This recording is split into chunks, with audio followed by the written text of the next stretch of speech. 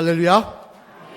오늘은 감사하지 못한 사람들이라는 제목으로 하나님의 말씀을 대언하도록 하겠습니다. 부모님이 교회를 다니는 한 가정의 딸이 이제 자라서 교회 유치원을 다니게 되었다고 합니다. 그래서 과거에는 식사를 할 때 기도를 빼먹기도 하고 또 기도하라 그래도 쭈삣쭈삣 하던 아이가 유치원을 다닌 후로는 유치원에서 배운 대로 식사할 때마다 하나님 감사히 먹겠습니다. 예수님 이름으로 기도드립니다. 아멘 하고 큰 소리로 기도를 하고는 밥을 먹는 것이었습니다. 그래 그 모습이 얼마나 이쁘고 귀엽던지 부모님은 그 뒤로도 가족이 함께 식사할 때는 항상 식사 기도를 딸에게 시켰다는 것입니다. 그럼 딸은 어떻게 합니까? 식사를 펴놓고 부모님 앞에서 하나님 감사히 먹겠습니다. 예수님 이름으로 기도드렸습니다. 아멘. 그리고 식사를 했다는 것입니다. 근데 하루는 그날도 저녁 식사 시간에 딸에게 기도하라고 하니까 딸이 기도를 하지 않고 반찬을 바라보고 있는 겁니다. 왜냐하니까 그날따라 엄마가 바빠서 시장을 다녀오지 못해서 반찬이 변변치 못한 거예요. 가만히 바라보고 있길래 빨리 기도하라 그랬더니 딸이 이렇게 기도하더라고 합니다. 하나님 간신히 먹겠습니다. 예수님 이름으로 기도드렸습니다. 아멘. 감사히 먹겠습니다 하고 간신히 먹겠습니다 좀 많이 다르죠, 그죠? 예. 우스개 이야기입니다만 여러분, 하나님은 감사하는 자를 기뻐하십니다. 하나님은 감사하는 자를 축복하십니다. 당장 위대한 지혜의 왕이었던 솔로몬만 해도 그렇습니다. 어떻게 솔로몬이 지혜의 왕에다가 엄청난 하나님의 축복을 받는 그런 왕이 될 수가 있었습니까? 그 이유는 바로 솔로몬의 남다른 감사 때문이었습니다. 열왕기상 3장에 보면요, 솔로몬은 어리고 자격이 없는 자신을 하나님께서 왕으로 세워주시자 지금까지 어느 누구도 드린 적이 없는 1,000번제, 즉 양을 1,000마리를 잡았다는 이야기인지 몇 마리를 잡았다는 것인지 모르겠습니다만 적어도 1,000마리 이상을 계속해서 잡아서 하나님께 예배를 드리는, 제사를 드리는 그런 제사를 드렸다는 것입니다. 근데 그 드린 이유가 뭐냐? 하나님께서 뭘 더 바래서 부귀영화를 달라고, 내가 더 강력한 군권을 달라고, 그게 아니더라는 것입니다. 그 드린 이유는 그냥 하나님께 감사해서, 너무나 감사해서 누구도 드린 적이 없는 1,000번제를 드리더라는 것입니다. 그러자 하나님께서는 그런 길을 그를 기뻐하시면서 그에게 지혜도 주시고 부귀영화도 허락하여 주시더라는 것입니다. 이처럼 감사는 하나님을 믿는 우리들에게 있어 중요한 덕목 중에 하나이며 또한 하나님께서 우리에게 가장 기대하시는 모습 중에 대표적인 모습일 것입니다만, 그런데 오늘 본문의 말씀에 보면 이러한 감사를 당연히 하나님께 드려야 됨에도 불구하고 오히려 감사하지 못하고 하나님께 원망하는 사람들이 나오는데요, 그들은 바로 이스라엘 백성들이었습니다. 오늘 보면 7절 말씀을 앞을 보시면서 같이 읽어보시겠습니다. 시작. 아침에는 너희가 여호와의 영광을 보리니 이는 여호와께서 너희가 자기를 향하여 원망함을 드렸었습니다. 우리가 누구에게 너희가 우리에게 대하여 원망하느냐. 아멘. 무슨 말씀입니까? 이는 이스라엘 백성들이 출애굽하여 가는 도중에 애굽에서 탈출한 지 14일 만에 그들의 지도자인 모세와 아론을 원망했으며 나아가 하나님께 원망했다는 것입니다. 그것도 단 14일 만에. 하지만 여러분, 이 당시 이스라엘은 절대 하나님 앞에서 원망해야 될 입장은 아니었습니다. 왜냐하면 애굽에서 400년 동안이나 노예 생활을 하며 너무도 어려운 삶을 살아가던 그들을 하나님께서 하나님의 강력한 능력으로 구원해 주셨기 때문에 그렇습니다.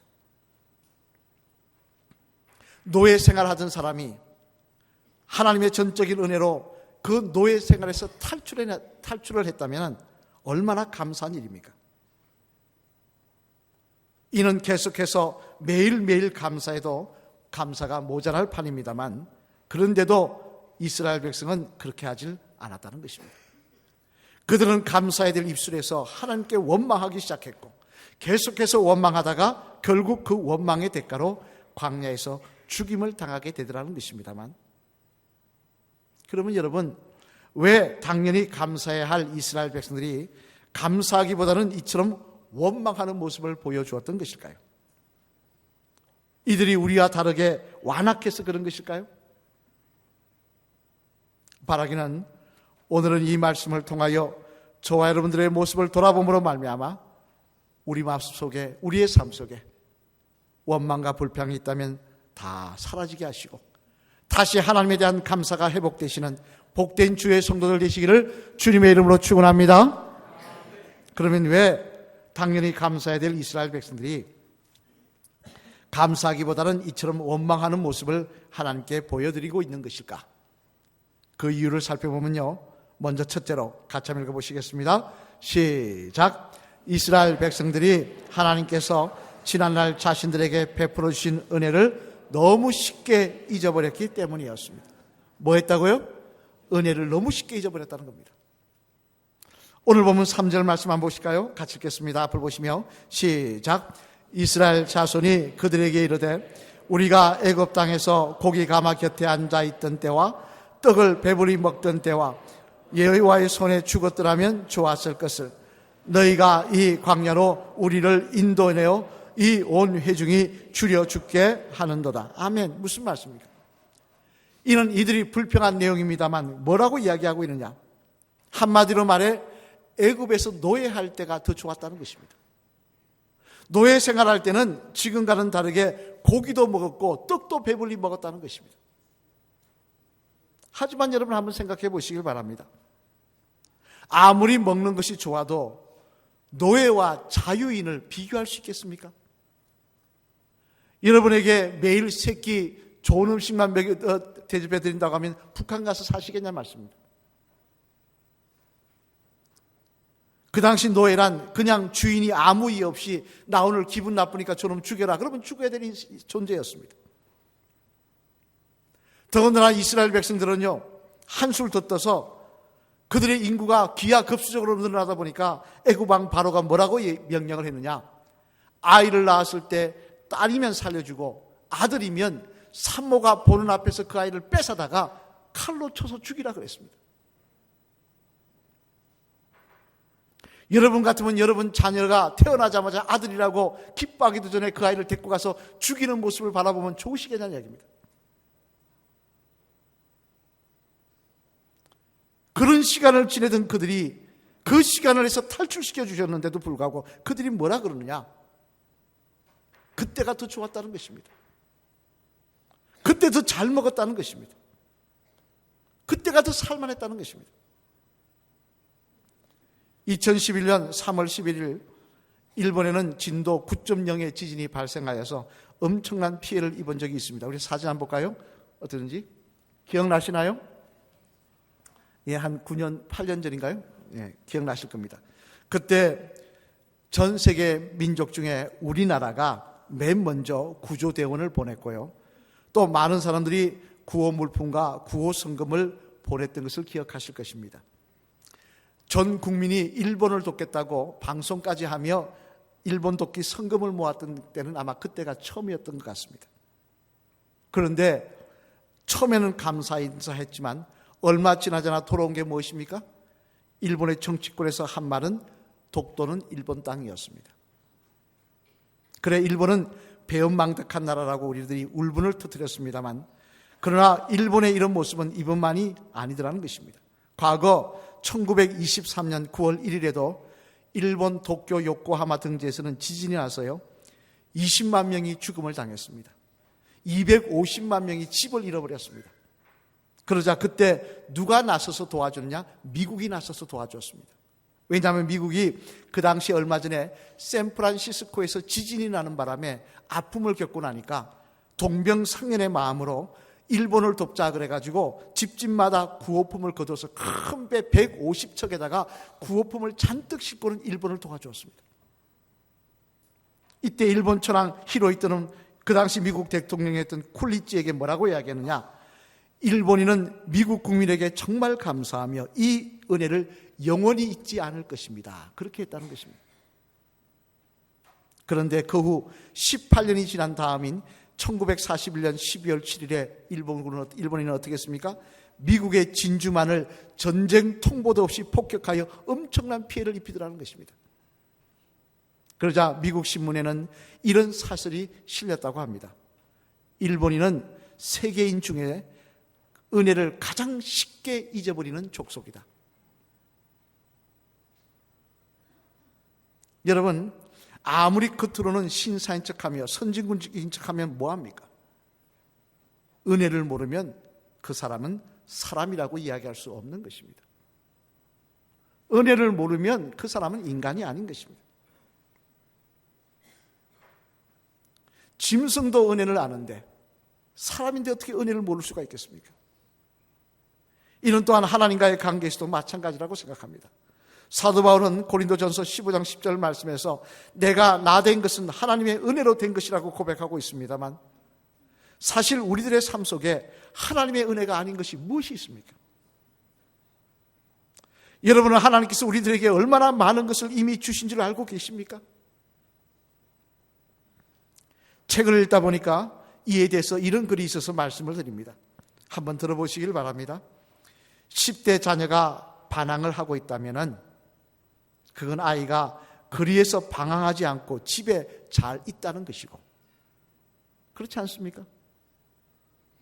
지불해야 할 세금이 있다면 그건 나에게 직장이 있다는 것이고, 옷이 몸에 좀 끼면은 그것은 잘 먹고 잘 살고 있는 것이니 감사해라. 또 유리창을 닦아야 하고 하수구를 고쳐야 한다면 그건 나에게 집이 있다는 것이고, 집 주변에 주차장이 없어서 불편하다면 그것은 나에게 차가 있다는 것이니 감사하라.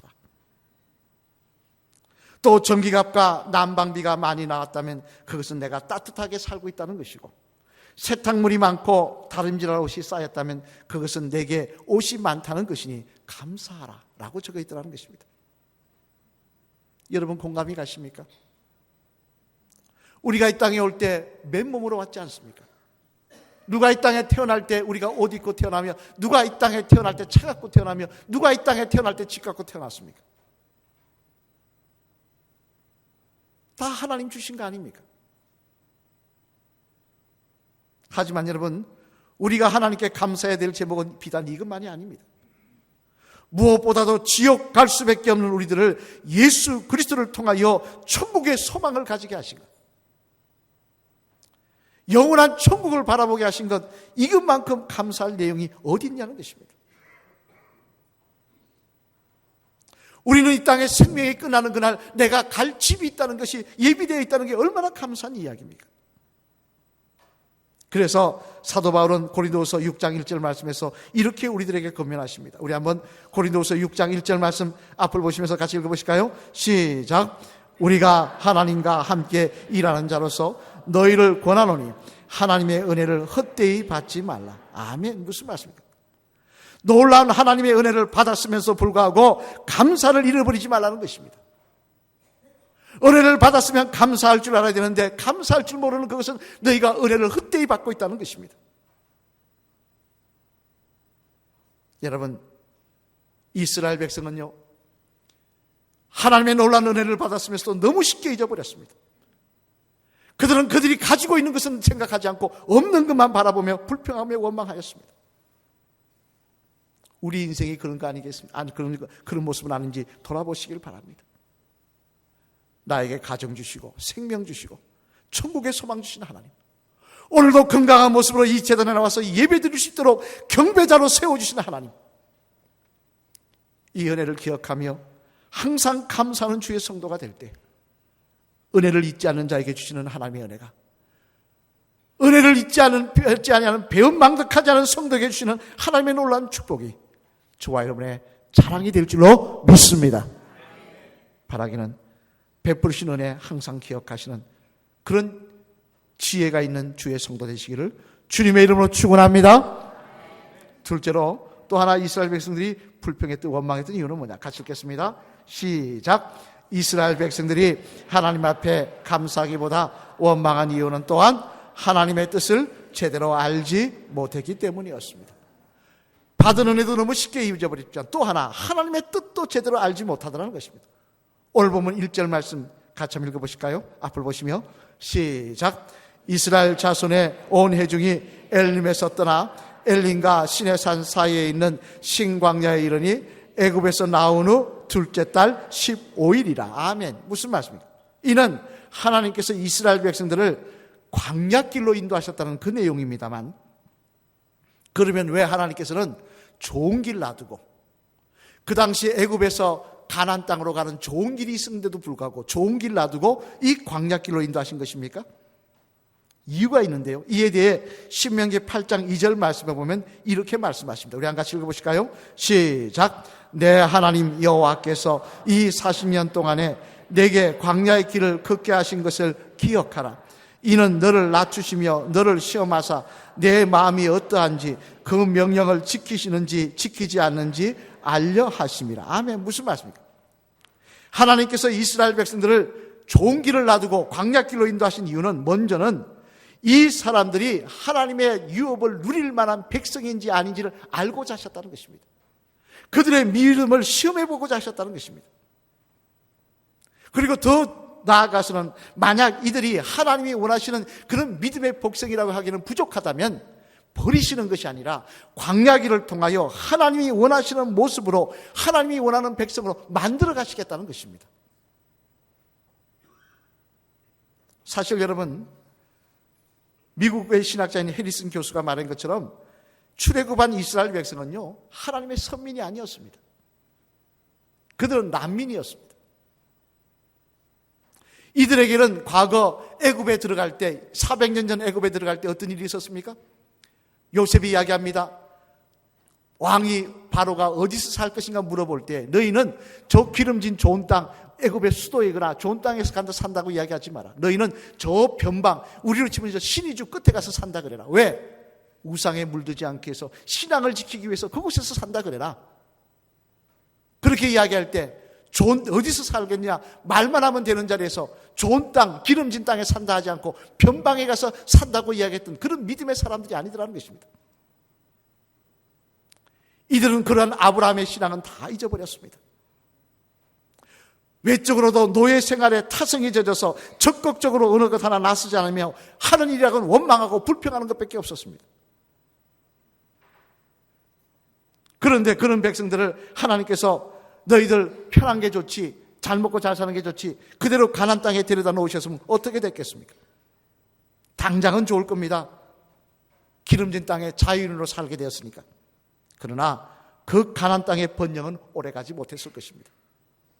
왜냐하면 노예 근성과 우상 숭배에 물든 이스라엘 백성들은 시내산 밑에서 금송아지 우상 만드는 것과 똑같이 가나안 땅에서 금송아지 우상을 만들었을 것이고, 그러다가 하나님의 심판을 받아 멸망당하는 민족이 되었을 것이 뻔한 일이라는 것입니다. 따라서 하나님께서는 이들을 편한 길이 아닌 문제가 있는 광야길로 인도하셔서 그들로 하여금 하나님을 필요로 하는 사람으로, 하나님의 뜻대로 사는 사람으로 변화시키고자 하셨던 것입니다. 과거 일입니다만 제가 한 번은 1시간가량 택시를 탔던 적이 있습니다. 1시간가량 타니까요, 마음에 뭐가 부담이, 항상 눈이 안 떨어지냐면 뭐가 안 떨어집니까? 메타기. 기사 옆에 앉았는데 계속 제 눈은 힐끔힐끔 미타기를 바라봅니다. 근데 제가 미타기를 바라보는데 가슴이 철렁철렁하면서 바라보는데 기사는 또 저를 힐끔힐끔 보는 거예요. 그래서 제가 속마음이 들켰나 싶어서 좀 그러는데 그분이 저를 힐끔힐끔 보더니 하는 말이 죄송하지만 목사님이세요? 그러시는 겁니다. 그렇다고 저를 아십니까? 그랬더니 모른다는 거예요. 근데 어떻게 목사님이냐고 하니까 말씀하시는 거하고 모습이 목사님 같다는 거예요. 아, 목사님 같은 모습은 따로 있구나. 그 생각하라고 예 맞습니다 그랬더니 그분이 하시는 이야기가 자기 이야기를 하시는 겁니다. 뭐라고 하냐니까 자기도 과거에는 어머니 기도로 믿음 생활을 하던 사람이었다는 것입니다. 그래서 지금도 교회 잘 나가시냐 그러니까 안 나간다는 거예요. 왜 안 나가시냐 했더니 제가 믿음을 떠난 이유는 하면서 대답하시는데 재미난 것은요, 사업이 망해서 교회를 떠난 게 아니라 사업이 잘 돼서 교회를 떠났다는 겁니다. 그게 무슨 이야기냐 했더니 사업이 잘 되다 보니까 주일날에도 사업을 하게 되더라는 거예요. 주일날에도 골프 쳐야 되더라는 거예요. 주일날에도 술 접대해야 되더라는 거예요. 그러다 보니 차일 필 핑계치다 보니까 결국 교회를 안 나가게 되더라는 것입니다. 여러분, 교회 4주만 안 나오면 나오기 싫어요.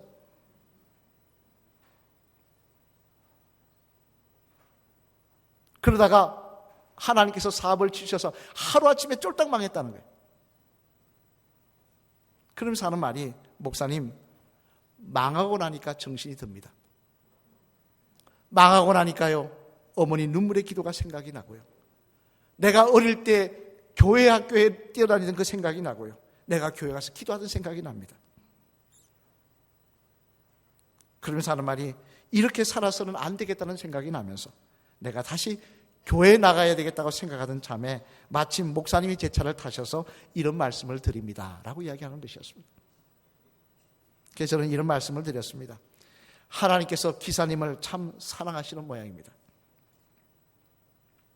기사님의 어머니의 기도를 하나님께서 기억하시는 모양입니다. 여러분이 생각하시기에 만약 이 기사님이 망하지 않았다면 정신 차리고 교회 나오셨겠습니까? 제가 볼 때는 안 나왔을 것 같습니다. 그날도 여전히 사업이 잘 됐으면 접대한다고 골프 치러 가거나 술 마시고 있었을 것입니다. 그렇게 살다가 하나님 앞에 버림받은 인생으로, 지옥 갈 인생으로 죽었을 것입니다. 그렇다면 그 기사님에게 있어서 사업이 망한 것이 저주입니까? 그 고난의 길이 감사하지 못할 제목이라는 말씀입니다.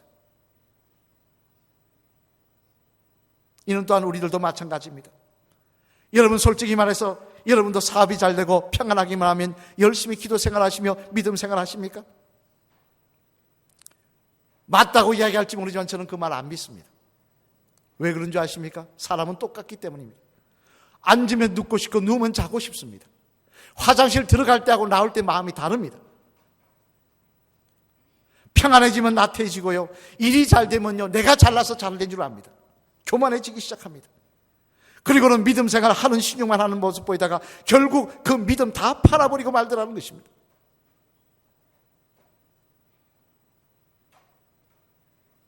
만약 우리가 그 모습이라 그런다면, 그래서 이 땅에 좋은 것만 누리고 산다고 하면 그게 무슨 의미가 있겠습니까?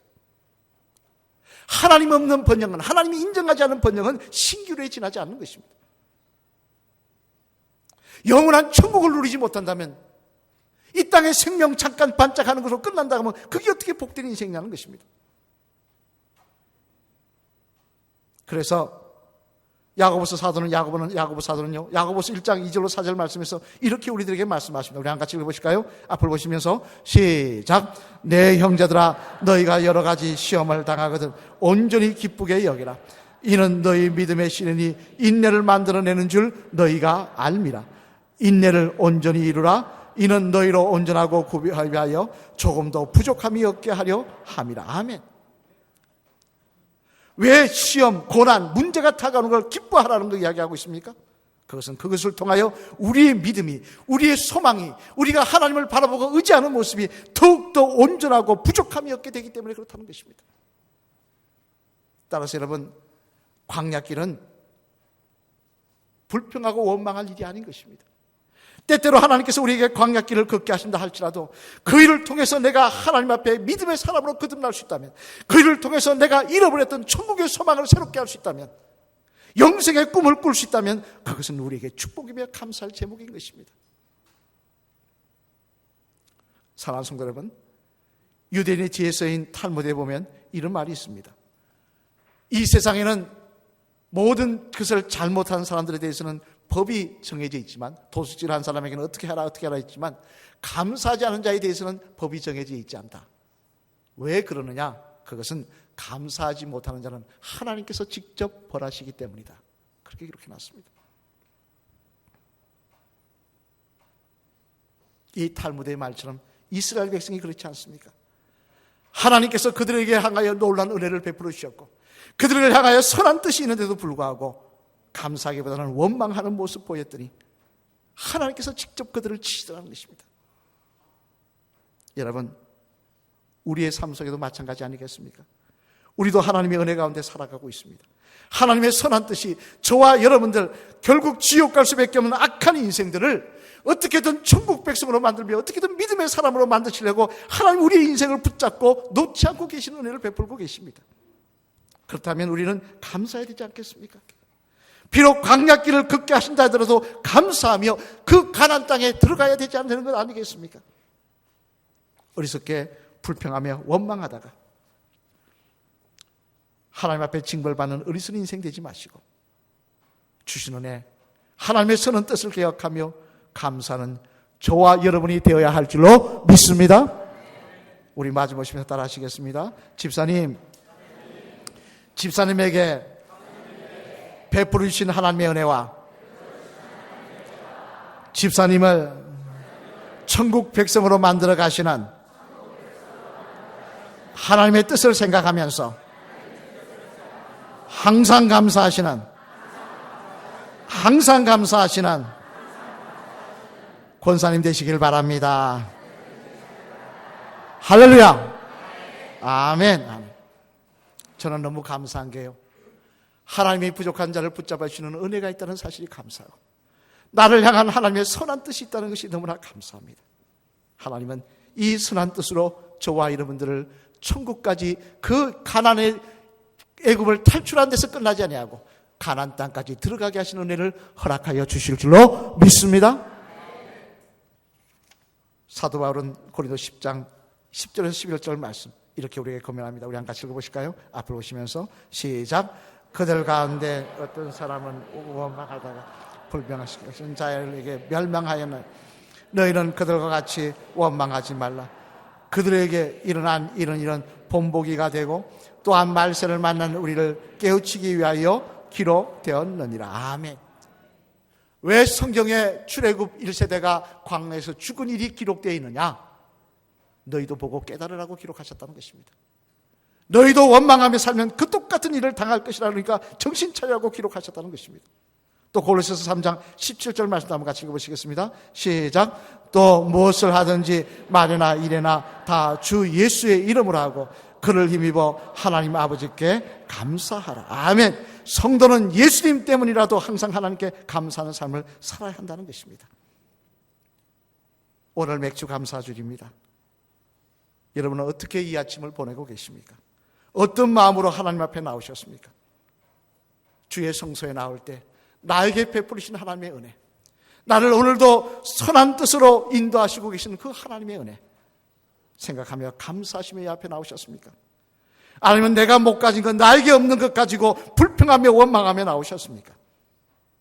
다시 한번 돌아보시고 우리의 인생길이 하나님 기뻐하시며 출애굽이 아닌 가나안 여정까지 입성할 수 있는 그런 복된 인생길이 되시는 감사의 성도들 되시기를, 감사의 백성들 되시기를 주님의 이름으로 간절히 축원을 드립니다.